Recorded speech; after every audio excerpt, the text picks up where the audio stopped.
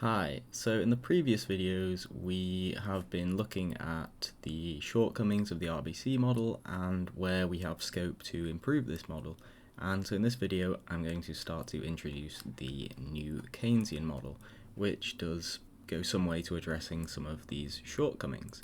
So this model basically, to put it in a nutshell, we want to be introducing imperfect competition into the market for goods. So we have monopolistic competition, and then we're also going to later on add some sort of cost of changing our prices, introducing potentially menu costs. So it costs some amount of money for firms to change prices. We don't have perfectly competitive, or we don't have perfectly flexible prices. And the results of this are that our equilibrium output is suboptimal and our money is non-neutral.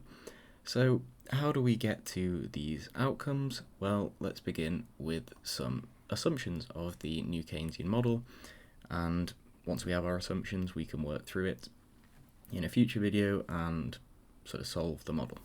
So our first assumption is that we have this continuum of households, and each household just owns one firm. So we've had this before where households get some income from owning a firm, they receive the profits from that firm, and from that we can start to think about their budget constraint.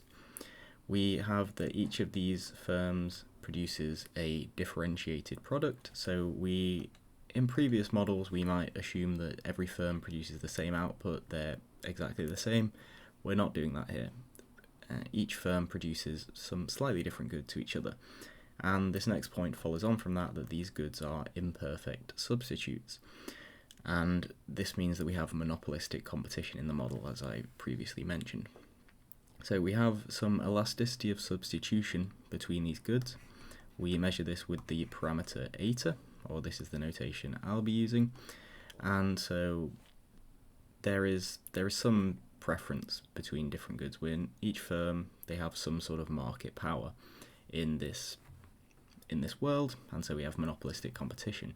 So there's some price setting power. We're not in a perfectly competitive world, which is a better representation of reality, that in reality we do have imperfect substitutability of goods.